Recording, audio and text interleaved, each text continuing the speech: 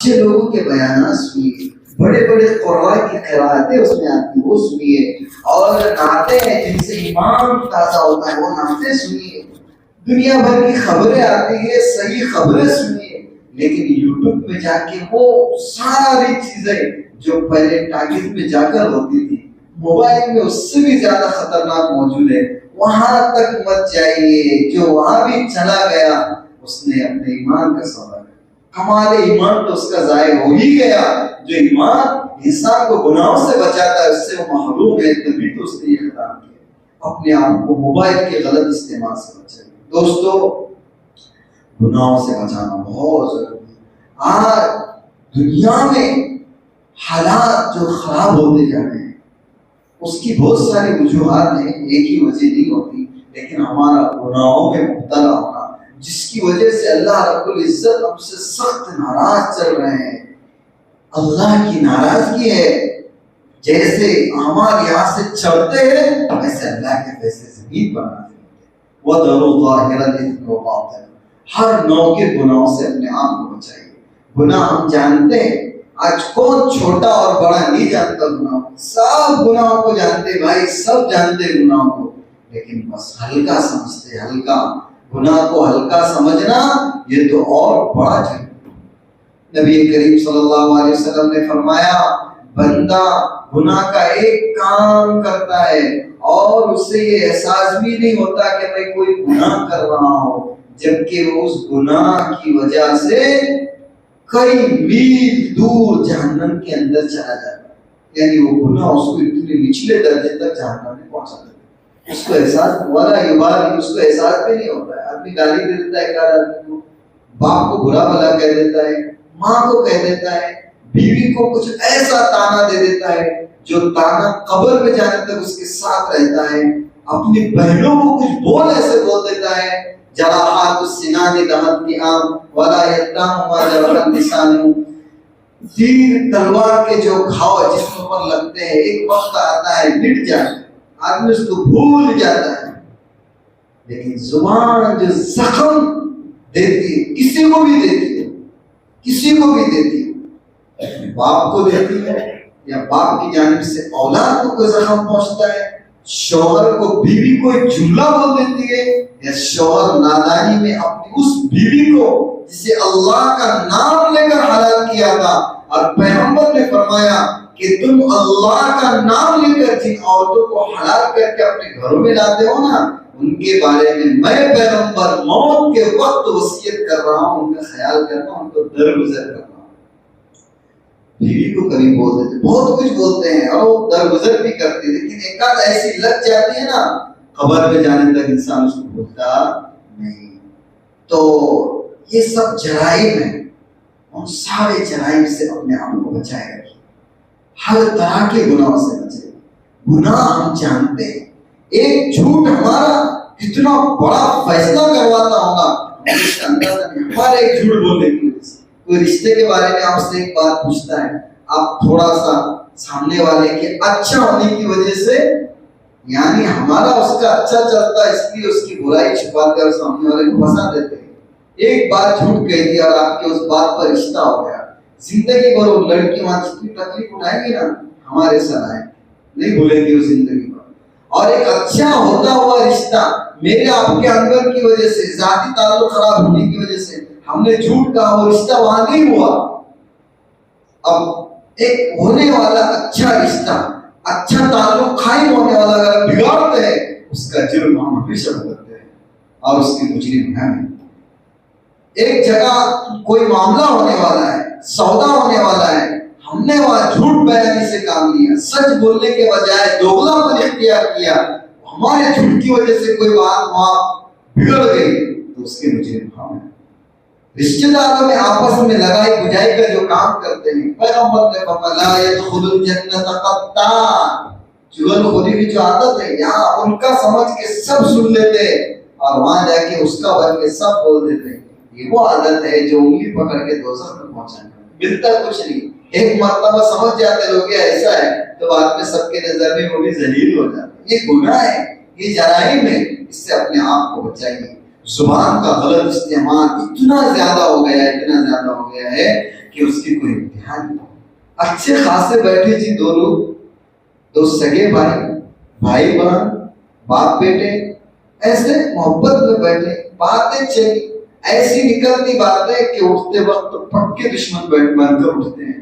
یہ زبان کا غلط استعمال، صحیح ڈھنگ سے نہ بولنا، لوگوں کی غیبتوں کو بیچ میں لانا، ایک دوسرے کا احترام نہ کرنا، گزری ہوئی باتوں کو بھولے دینا. بھائی جو ہوا ختم. اگر اللہ نے توفیق دیا ہے تو اگر حقوق ضائع کیے تو حقوق ادا کیجیے. کوئی اگر اپنا حق آپ سے ذکر کرتا ہے نا، آپ واقعتاً تحقیق کیجیے. اگر اس کا حق آپ پر نکلتا ہے، کسی کا بھی ہو، آپ حق دینے کی کوشش کیجیے. معافی مانگ لیجیے. کوئی معاملہ ہو تو اس کے سامنے آستین مت چڑھائیے. اگر کوئی دنیا میں ہمارے ذمے لازم اپنا حق مانتا ہے، وہ ہمارا محسن ہے، واللہ ہمارا محسن ہے. اگر یہاں کچھ نہیں بولا، آخرت تک پینٹنگ میں رکھ کر اللہ کے سامنے مانگ لیا، دینا پڑے گا. اور دینے کے لیے مال تو نہیں ہوگا، کیسے دلایا جائے گا؟ نیکیاں دینی پڑیں گی، مقبول نیکیاں دینی پڑتی ہے. اور وہاں جب نیکیاں ادھر جائیں گے، پچھتاوے کے علاوہ ہمارے پاس کچھ نہیں بچے گا. تو کہیے انتقال ہو جاتا ہے ابا کا تو بیٹا شوق سے اعلان کرواتا ہے کہ میرے ابا کے ذمے کسی کا قرض ہو تو ہم سے آ کر لے. اب کون سا وقت باقی رہتا بھائی؟ لوگ بھی سوچتے 10-20 روپے، 100-200 روپے، وہاں تو ایک ایک پائی کا حساب چکانا ہے یار. یہاں لوگ مانگتے بھی نہیں. مانگ لینا چاہیے، لے لینا چاہیے ان کے بیٹوں سے، لیکن نہیں لیتے لوگ. یا جنازے میں آنے والے ہوتے کتنے ہیں لے دے کر. دنیا میں کئی لوگوں سے انسان کے معاملات ہوتے ہیں. تو دنیا ہی کے اندر جن لوگوں کے حقوق ہیں ان کے حقوق ادا کیجیے. حق مانگنے والوں سے ناراض مت ہوئیے. اگر ہم کو کوئی فارم بھر کے دینا ہے بینک میں اور کوئی ادھورا ایک آدھ رہ گیا، کس نے تمہارا بتاؤ چچا ذرا تمہارا فارم، تو 2 جگہ سگنیچر رہ گئی تھی، 1 جگہ تاریخ رہ گئی تھی، پیچھے یہ رہ گیا تھا. اگر وہ بتاتا ہے ذرا یہ پور کر لو تو ناراض ہوتے آپ. ارے جزاک اللہ یار تم نے بتایا نہیں تو پوری لینگویج کو واپس بھیجتا تھا ہمارے بھائیو. اگر ہمارے زندگی کی کچھ 19-20 کوئی ہم کو بتاتا ہے، اللہ کے واسطے ناراض مت ہوئیے، اس سے خوش ہوئیے کہ اللہ کے پاس جانے کے بعد یہ سب نکلتا تو دنیا میں آ کے ڈبل فارم بھرنے کا موقع نہیں ملنے والا تھا. وہاں تو ڈائریکٹ لائن سے نکال دیتے، وہاں تو نیکیاں لے کر معاملہ صاف کیا جاتا. بہرحال حدیث بہت لمبی پڑی تھی، آپ حضرات کے سامنے اس کا مختصر سا ترجمہ کر کے بات ختم کرتے ہیں. حضور نے فرمایا اتق المحارم تکن عبد الناس. لوگوں اپنے آپ کو گناہوں سے بچانے کا اہتمام کیجئے، بڑی بڑی عبادتوں سے بہتر ہے. بہت سارے لوگ قرآن کی تلاوت لمبی، تہجد، چاش، اوابین، بڑی بڑی نیکیاں کرتے ہیں، لیکن غیبتوں سے نہیں بچتے، جھوٹ بولنے سے نہیں بچتے، گالی گلوچ سے نہیں بچتے، جھگڑوں سے نہیں بچتے، لوگوں کا حق دبانے سے نہیں بچتے. تو پھر یہ بڑی بڑی نیکیاں ہیں نا، بڑی ٹنکی میں جمع ہو کر نیچے کے سوراخ سے پٹاک سے نیچے آ جاتی، انسان کو احساس بھی نہیں ہوتا. تو حضور نے فرمایا گناہوں سے بچو، سب سے بڑی عبادت 5 وقت کی نماز، رمضان کے روزے، لوگوں کے حقوق دو، اور پھر گناہوں سے بچو، بدنگاہی سے بچو. یہ جو سلسلہ نوجوانوں کا ہے موبائل کے ذریعے سے گناہوں میں مبتلا کا، بڑی بڑی روشنیاں اور دل کے نور ختم ہو جاتے ہیں، ظلمتیں چھاتی ہے. اگر گناہ بہت زیادہ ہو گئے اور گانے سننے کا جو عادت ہے وہ کبھی کبھی دلوں میں نفاق کا بیج ڈال دیتا ہے، مرنے سے پہلے بے ایمانی کی موت مر جاتا ہے انسان. اس لیے موبائل سے خاص طور سے بچیے. اللہ نے جو نعمتیں ہمیں دے رکھی ہیں اس پر خوش رہیے. لوگوں سے کبھی شکایت نہیں کرنے کی، پانی کا، کھیت کا، ماں باپ کا، بیوی بچوں کا، ہر ایک کی شکایت دوسرے سے. اللہ کے گھر میں قسم کھا کر کہتے ہیں جو چیزیں اللہ نے دی، ماں باپ جو دیتی ہے، اولاد جیسی بھی دی ہے، بیوی جیسی بھی دی ہے، جو رشتے دار ہم کو اللہ کی طرف سے ملے ہیں، اس سے بہتر رشتے دار ہمارے حق میں اچھے ہوتے اللہ تعالیٰ ضرور دیتا. لیکن اللہ کے علم میں ہے اس بندے کے لیے یہی سب سے اچھے ہے، اس لیے اللہ نے یہ رشتے دار دیے.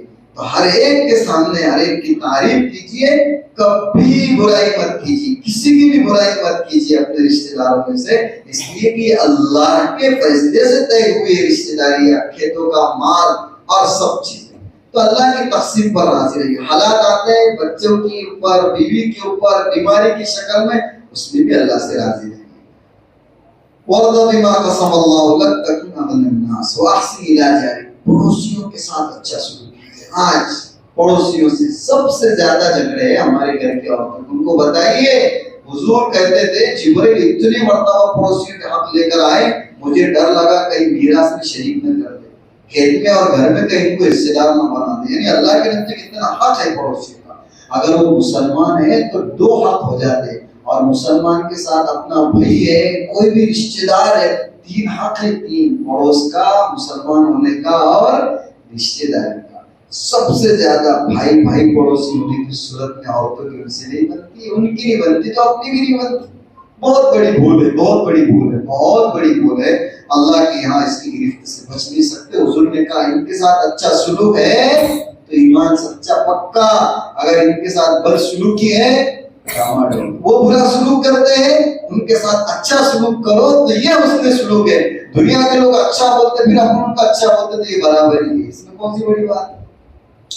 اس کے علاوہ اپنے اندر اپنے واسطے جتنے اچھے جذبات ہیں سب کے واسطے اچھا خیال رکھنے کا. کوئی اچھا مشورہ دینے آیا, صحیح مشورہ دینے کا. کوئی کہہ رہا ہے رشتہ کرنا ہے تو سوچو میرے وہاں آتا تو میں کیا سوچتا, تو ایسا ان کو مشورہ دینے کا. 5ویں بات حضور نے فرمائی, زیادہ ہنسی مذاق لاؤ لعب میں مت پڑو, اس لیے کہ اس سے دل مردہ ہو جاتا ہے. بہرحال مختصر سے چند باتیں تھیں. اللہ رب العزت ہم تمام کو پکا سچا مسلمان بنائے, اپنی زندگی کے اوقات کو باقیمت بنانے کی توفیق نصیب فرمائے. ہر ایک کے حقوق کو ہم ادا کرنے والے ہوں, ضیاء حقوق سے ہم بچ رہے ہوں. زبان کی گناہوں سے بالخصوص ہم لوگ بچیں, غیبت سے, جھوٹ سے, ایک دوسرے کا مذاق اڑانے سے, ادھر کی لگا بجھائی سے. یہ معمولی باتیں ہیں, لیکن میں نے بتایا ایک جملہ زبان سے نکلتا ہے جہنم کی نچلے درجے تک پہنچا دیتا, اور ہم کو اس کا خیال بھی نہیں ہوتا. اللہ رب العزت ہمیں توفیق نصیب فرمائے. وآخر دعوانا الحمدللہ رب العالمین. جن کی سنت باتیں تو